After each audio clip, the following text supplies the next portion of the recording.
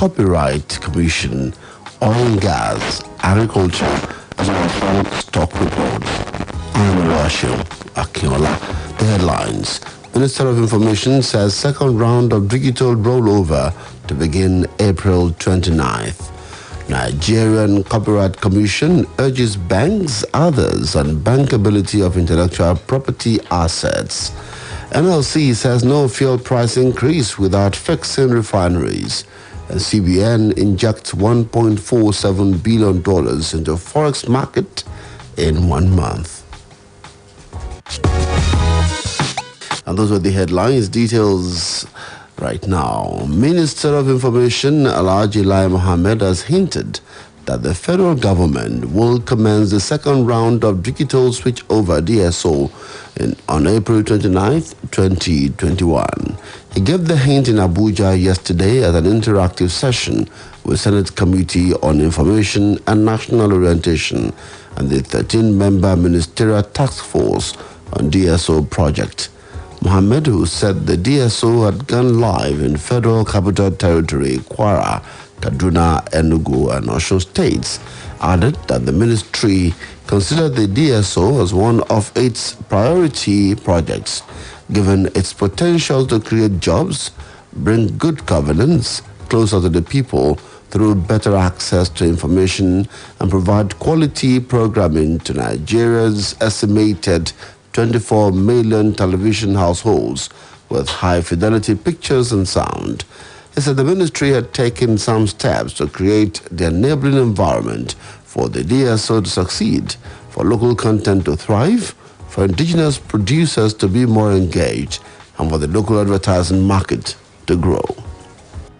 The decision to transit from analog to digital television followed a treaty agreement that was signed at the Regional Radio Communications Conference in Switzerland way back in 2013. And the idea was that to usher in all digital terrestrial broadcasting service for sound and television by target date then of 2015. This transition is actually aimed at creating a more equitable, just and people-oriented information society which will connect underserved populations and remote communities, thereby bridging the digital divide. Your Excellency, analog broadcasting provides a limited choice of programming, like I explained, that due to restricted bandwidth, and it is no longer efficient technology. The same transmission channel used to broadcast a single analog program can carry a multiplex of up to 20 digital programs of equivalent quality.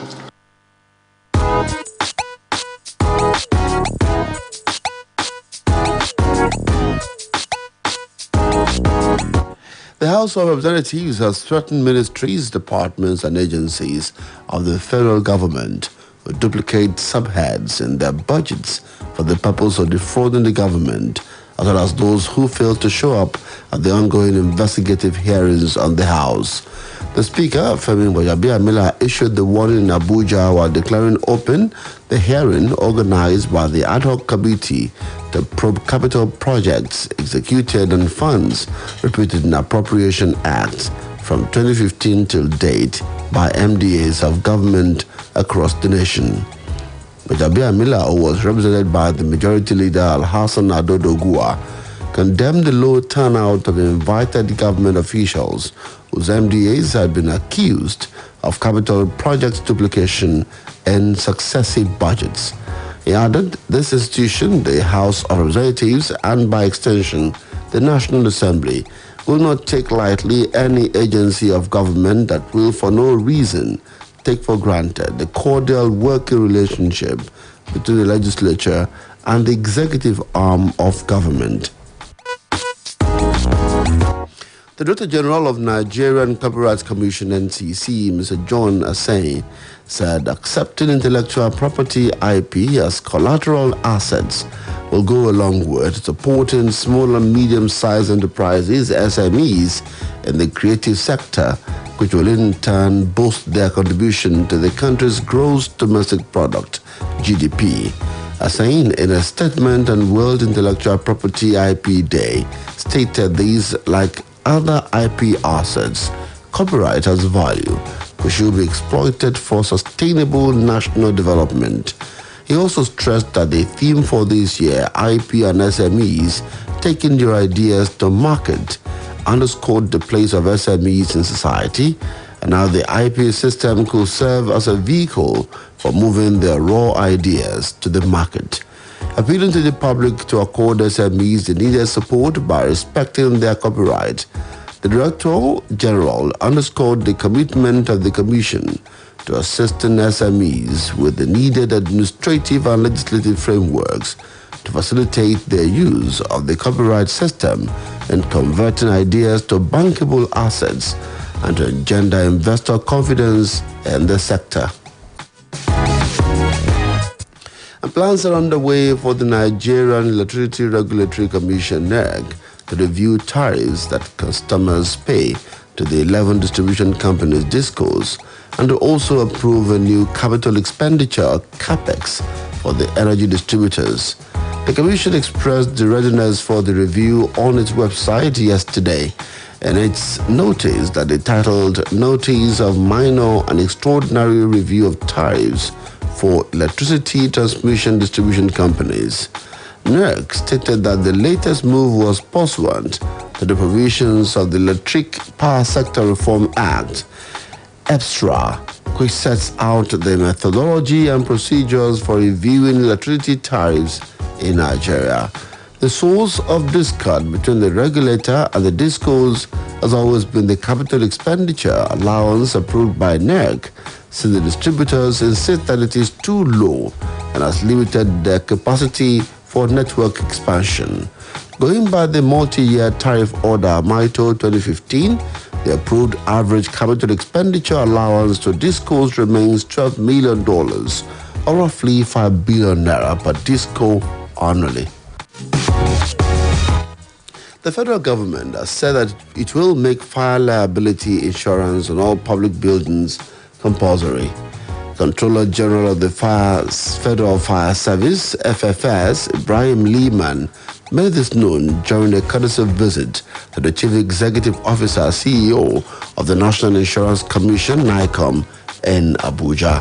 He noted that the federal government was worried by poor compliance to fire safety rules and fire outbreaks, hence the need for a public building to subscribe to the liability insurance policy for a public building to reduce losses in case of eventualities.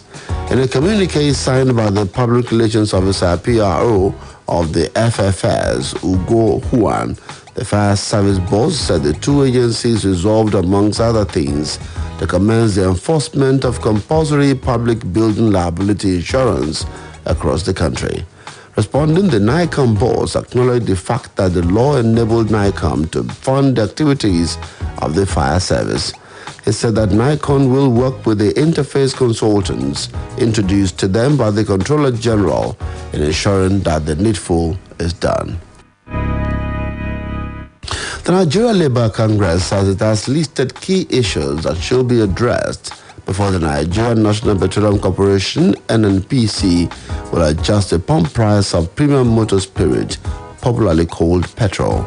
It specifically stated that one of such items was that the oil firm must fix the country's refineries in order to cut down on the importation of refined petroleum products by NNPC into Nigeria. The Deputy President NLC, Joe Ajero, said that labor unions made this clear to the federal government during the last meeting on the petrol price matter. Ajero disclosed this while reacting to statements by NNPC that the corporation will only adjust petrol price after the federal government had concluded negotiations with labor.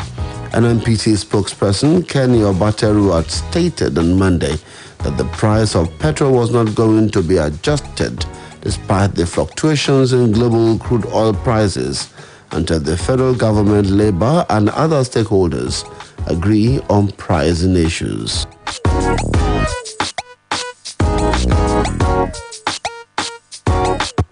We'll now link up with Femi Ojo for Stock Exchange Report.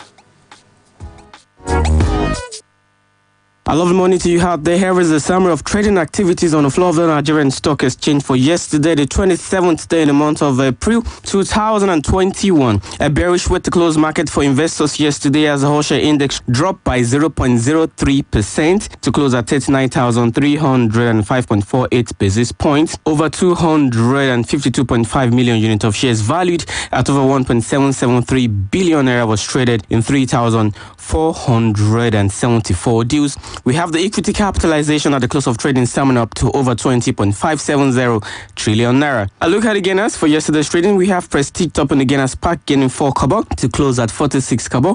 Wema Bank gained 5 kobo to close at 62 kobo. Royales gained 3 kobo to close at 42 kobo. Champion gained 15 kobo to close at 2 naira 16 kobo. And Regalins gained 2 kobo also to close at 29 kobo. For the decliners, we have Chew PLC topping the losers pack, losing 3 kobo to close at 30 kobo. UPA lost 11 kobo to close at 1 naira 17 kobo. Chams lost 1 kobo to close at 21 kobo. Honeyflower lost 6 kobo to close at 1 naira 29 kobo. And Sterling Bank lost 7 kobo to close at 1 naira 53 kobo. For the major players, we have Access top on the Traders Pack trading over 57.1 million units of shares. Transcorp traded over 30.8 million units of shares. Fidelity Bank traded over 29.4 million units of shares. Guarantee traded over 15.8 million units of shares. And Zenith Bank traded over 14.7 million units of shares. That was a summary of trading activities on the floor of the Nigerian Stock Exchange for yesterday, the 27th day in the month of April 2021. Join me on Friday when I bring you the outcome of today's trading and that of tomorrow's trading. I am Femi Ojo. Before we go, the Central Bank of Nigeria has injected $1.47 billion into the foreign exchange segment of the market as part of its efforts to stabilize the naira in January. According to figures from the CBN's January report on its foreign exchange market developments, this was a decrease of 47.4% and 64.0% from the level in the preceding month and corresponding period of 2020. The report said in order to promote transparency and increase diaspora remittances, the bank further updated and reiterated the modalities for the payout of diaspora remittances. In a circular dated January 22, 2021, the bank said it emphasized that only licensed money transfer operators were permitted to carry on the business of facilitating remittance transfer into Nigeria. Business Splash for today. Splash 105.5 FM, your integrity station. Do join us on Friday for another edition. Good morning and thank you for listening. I'm Oluwaseun Akinola. Quick, charge at 240. Hot news. Cool